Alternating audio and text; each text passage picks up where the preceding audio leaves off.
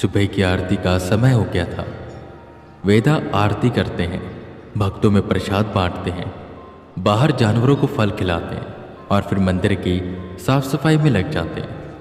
पर इस बीच उनके दिमाग में बस एक ही बात घूम रही थी कि ये कैसी जिंदगी है उनकी। हर पल हर वक्त उन्हें बस काम ही करना पड़ता है, कब कोई नया मिशन आ जाए कुछ पता नहीं है। और सच बात तो ये थी कि वेदा थक चुके थे। उन्हें लगातार इतने मिशन मिल रहे थे कि एक दो केसेस पहले क्या हुआ था वो उन्हें याद ही नहीं था। रोज नए लोगों से मिलना, नई स्पिरिट्स का सामना करना, उनकी एनर्जी सोख रहा था ये सब। ऊपर से उनको लगा जब वो थोड़े दिन के लिए अंडरग्राउंड हुए थे तो रेस्ट कर लेंगे, पर वहां पर भी उन्हें कोई ना कोई स्पिरिट मिल जाती। जिंदगी उनकी सच में भाग रही थी। उनको ठहराव चाहिए था, पर ठहराव उन्हें कैसे मिलेगा। और हर एक केस एक नई पहेली छोड़कर जा रहा था। खैर, साफ सफाई कर वो खुद खाना खाते हैं और हमेशा की तरह बैठ जाते हैं गंगा किनारे और बस लोगों को देखते रहते हैं। इन सब लोगों को देखकर भी उन्हें ऐसा लग रहा था कि इनकी जीवन गति भी बहुत तेज है। ये सब भाग रहे हैं, यहाँ तक कि पाठ पूजा का भी समय नहीं है किसी के पास। लोग जल्दी से आते हैं, फूल प्रसाद खरीदते हैं और भीड़ में धक्का मुक्की करके अंदर जाते हैं। और प्रभु के दर्शन नहीं करने, बस प्रभु की एक झलक देखने। वो झलक देखते हैं, 2 सेकंड माथा झुकाते हैं और फिर चले जाते हैं। और ये लोगों की जिंदगी है यहाँ पर। फिर वो माँ गंगा की ओर देखने लगे। उस जल में भी ठहराव नहीं था। एक तेज धारा में वो जल बहता जा रहा था। रास्ते में कितनी भी चट्टानें आए, कितनी भी बाधाएं आए, पर वो रुकती नहीं है, बस चलती रहती है। और शायद यही जिंदगी भी है, जहाँ पर कोई भी ठहराव नहीं है। और जहाँ पर ठहराव आ जाता है वहाँ पर जिंदगी ही खत्म हो जाती है। पर उन्हें कुछ पल का तो आराम चाहिए था। वो ये सब सोच ही रहे थे कि तुरंत उनका फोन बजा। लो, आ गया फोन। कोई नया मिशन होगा। ए प्रभु, कुछ पल का तो आराम दीजिए। तिलसते हुए उन्होंने फोन निकाला तो आर्यन का कॉल था। फोन उठाते ही आर्यन बोला, गुड मॉर्निंग सर, कैसे हैं आप?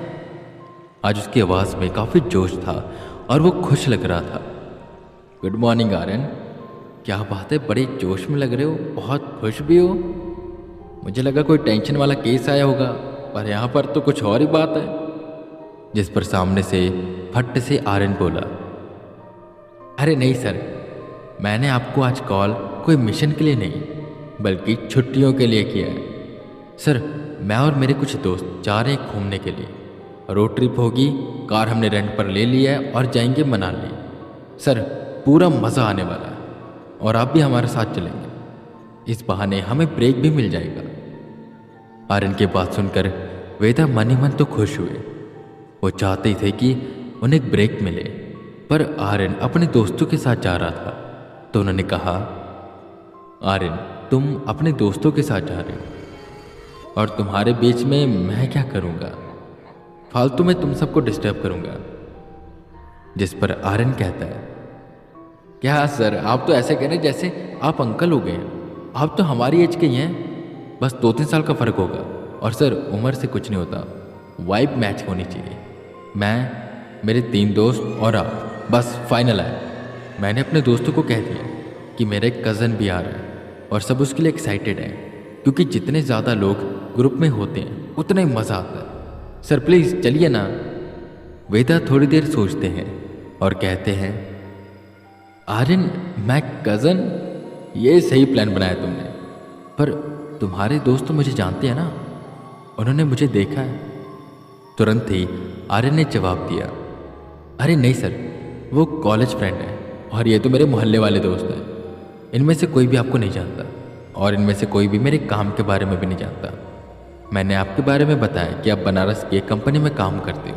सब चीज़ें फाइनल हो चुकी हैं और कल हम निकल रहे हैं। बस सामान वगैरह पैक कर लीजिए और कल शाम को मुझे हाईवे के पास मिलिए, हम आपको वहीं से उठा लेंगे। और सर, रोड ट्रिप होगी रात में, बहुत मज़ा आने वाला है।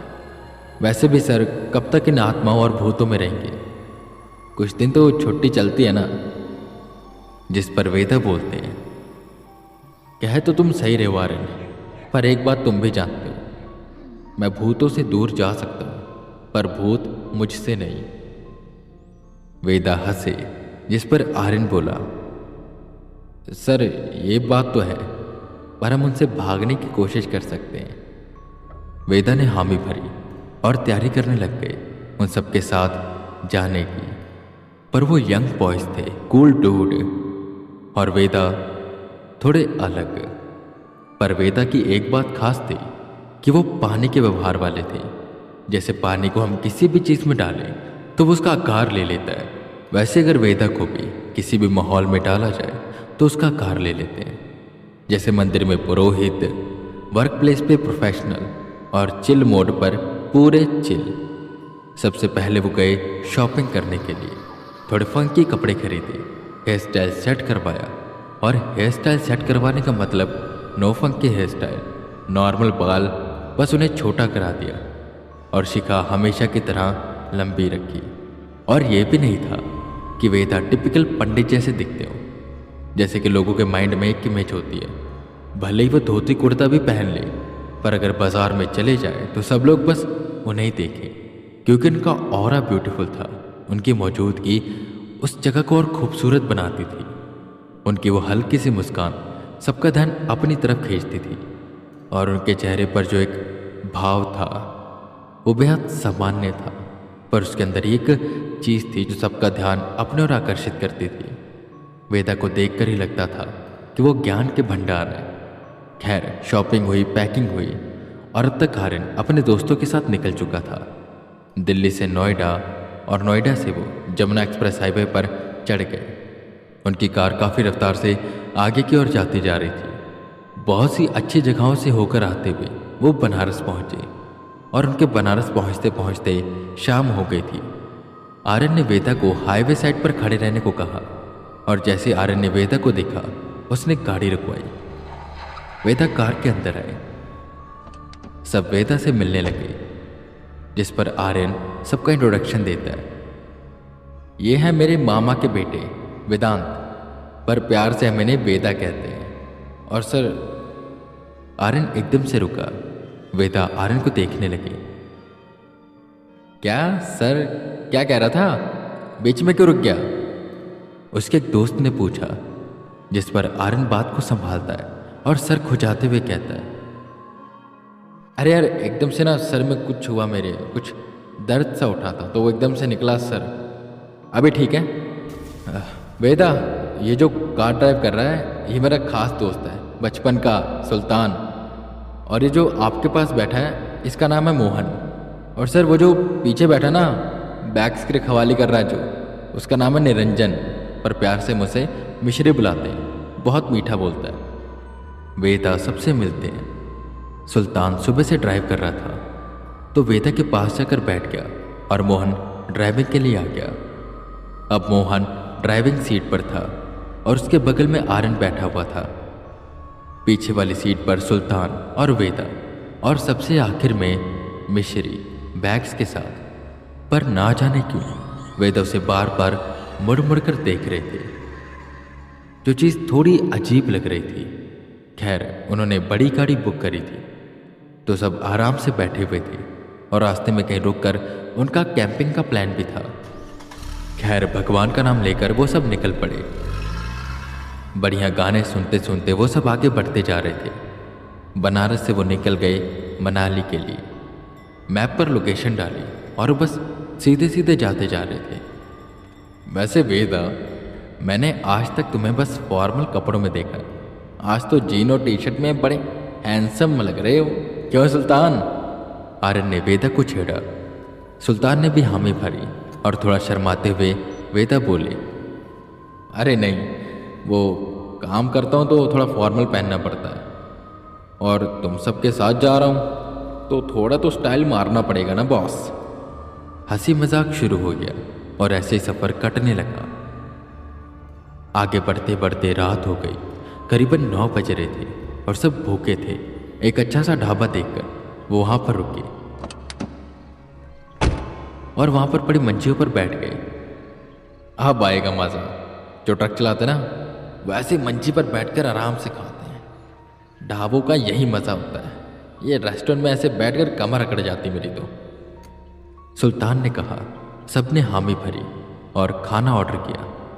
वेटर खाना लेकर आया और खाना रखते हुए बोला, साहब आप आगे जाएंगे क्या, या कहीं आसपास ही रुकने की व्यवस्था है आपकी? जिस पर मोहन कहता है, नहीं, रुकने की तो कोई व्यवस्था नहीं है और ना ही हम यहाँ पर रुकेंगे। हम यहाँ से भी निकल जाएंगे। रात में ड्राइव करने का अलग ही मज़ा है। सबने हामी भरी, पर वो वेटर डरा हुआ लग रहा था। वो थोड़ा सा आगे आया और बोला, साहब रात को रहने दीजिए, आप लोग कल चले जाइएगा। आज यहीं कहीं आसपास रुक जाइए। ये रास्ता ठीक नहीं है, इसे श्रापित कहा जाता है। एक आत्मा जो इस रास्ते पर भटकती है और आते जाते लोगों को दिखाई देती है रात को। वो लोग कभी वापस नहीं आते और जो वापस आ जाते हैं वो पागल हो जाते हैं। इसलिए कह रहा हूँ साहब, दिन में जाइएगा, आज यहीं कहीं रुक जाइए। ये सुन सब हंसने लगे, पर वेदा गंभीर थे। पर क्यों? क्या उन्हें कुछ दिखा था या उन्हें कुछ सेंस हुआ था? आर्यन वेदा को देखकर ये समझने की कोशिश कर रहा था और वेदा मनी मन ये सोच रहे थे कि वहाँ पर आखिर कैसी स्पिरिट है।